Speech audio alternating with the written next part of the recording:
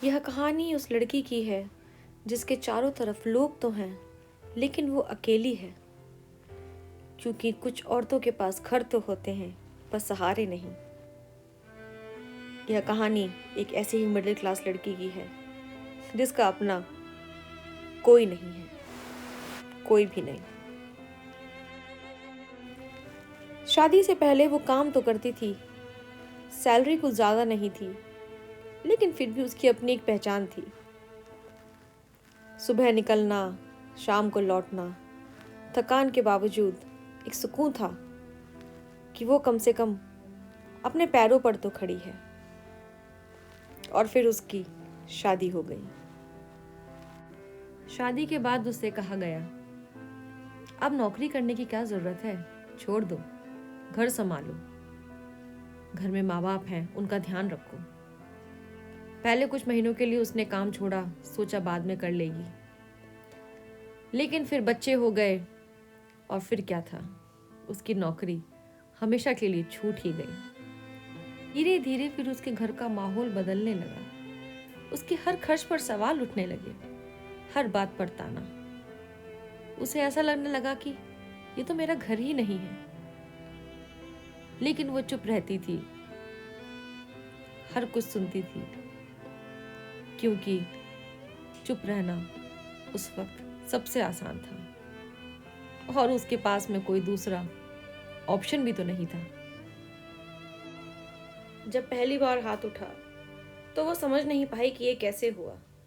कोई बड़ा सीन नहीं था, बस एक पल और फिर डर। अगले दिन मिली तो एक माफी, गुस्से में हो गया था, आई एम सॉरी,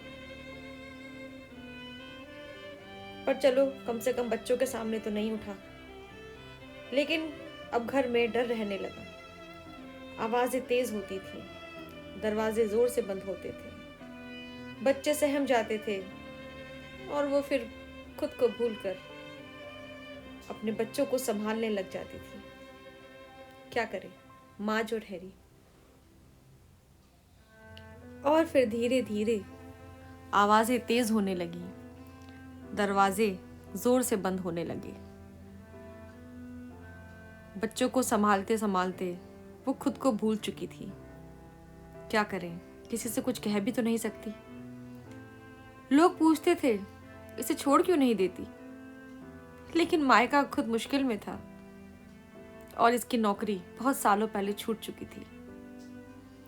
बच्चों के साथ नई जिंदगी की शुरुआत करना सिर्फ हिम्मत नहीं, सहारे भी मांगती है। मिडिल क्लास की लड़की है ना, क्या कर सकती है। बच्चों के साथ कहाँ जाएगी आखिर, कैसे पालेगी उन्हें। यही सोच सोच के वो घर फिर कभी छोड़ ही नहीं पाई।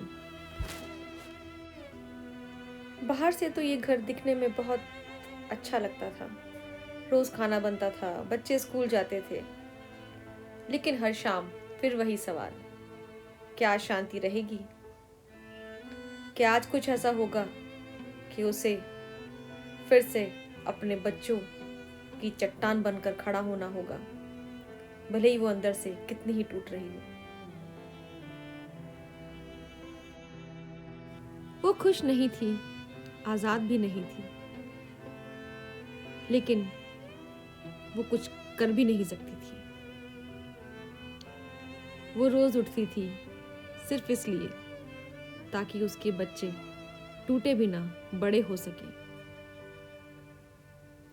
वो रोज अपनी दिनचर्या निभाती थी ताकि उसके बच्चों को ऐसा ना लगे कि उनके पास माँ नहीं है।